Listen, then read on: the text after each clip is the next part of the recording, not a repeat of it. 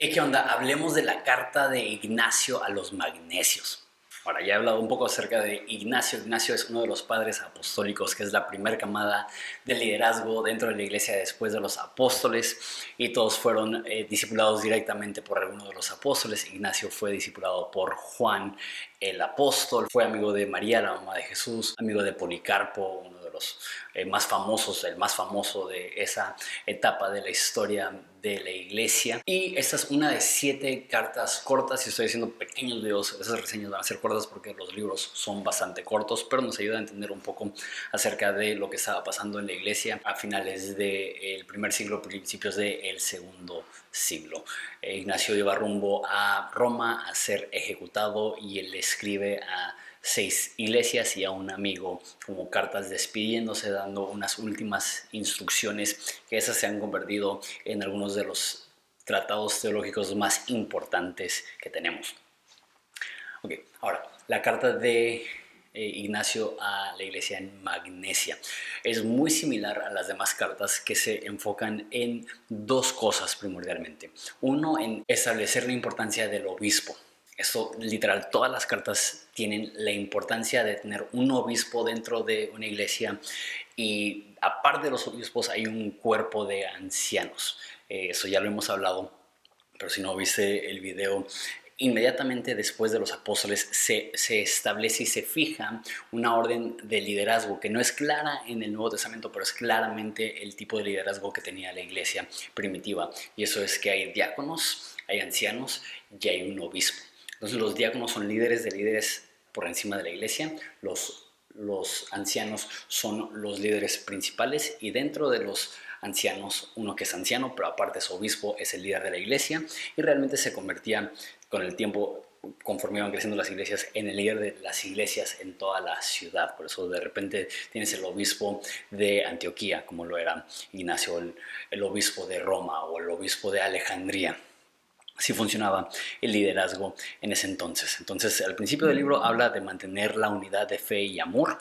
Habla acerca de si recibimos un trato malo en este mundo, él estaba siendo perseguido, eso nos acerca a Dios. Algo muy interesante es que en la iglesia en Magnesia era un obispo grande.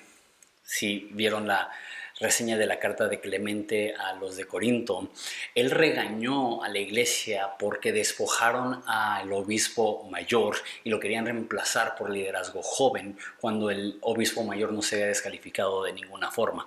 Eso es un poco al revés, que aquí tenemos un obispo joven y Ignacio reconoce su liderazgo, su madurez. Entonces, ¿debe de haber liderazgo joven o liderazgo mayor?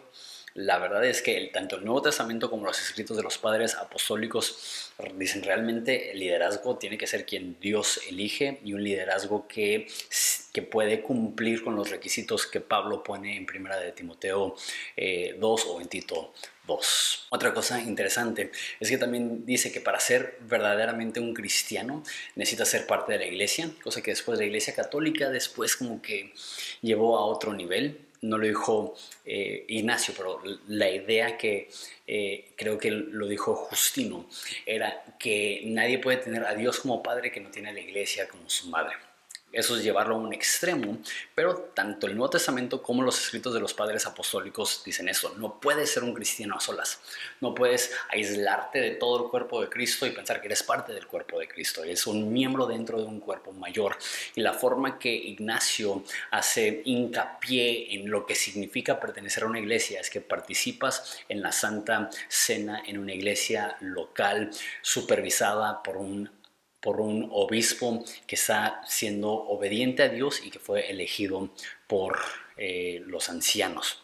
Eso es para Ignacio la forma correcta de pertenecer al cuerpo de Jesús. Obviamente hay muchísimos más, pero es interesante cómo los padres apostólicos y las primeras generaciones de cristianos les daban una importancia tremenda a la Santa Cena.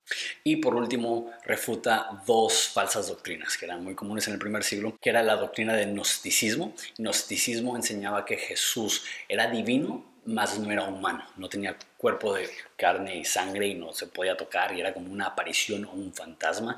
Y él dice, él realmente vivió, él realmente murió, él realmente resucitó, y hace mucho hincapié, es similar a su mentor Juan. Si lees los escritos de Juan, también Juan está escribiendo en un contexto donde la oposición teológica son los gnósticos.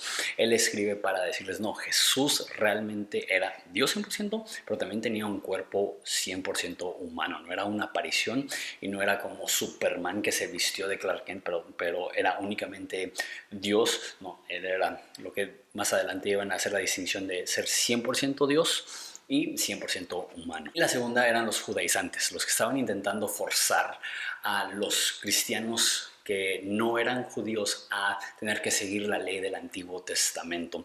Y aquí tiene una frase muy interesante que dice que el cristianismo no salió del judaísmo, sino que el judaísmo del cristianismo. Entonces, es como si el judaísmo es 2000 años más antiguo que el cristianismo, pero lo que él dice es que todo el Antiguo Testamento sale de la idea del Hijo, sale de la idea de lo que iba a hacer la iglesia. Entonces, aunque es más antigua, quizá cronológicamente, es derivado de lo que Dios iba a hacer en Jesús. Entonces, que no debemos de pensar en que los judíos tienen la religión correcta y que el cristianismo es un derivado de eso, sino que la religión correcta es la creencia en Jesús que enseña la Biblia, y que el judaísmo tiene sus raíces en eso. Es un poco raro, son cosas interesantes. Y luego termina la carta diciendo que es el menor de los cristianos de Siria.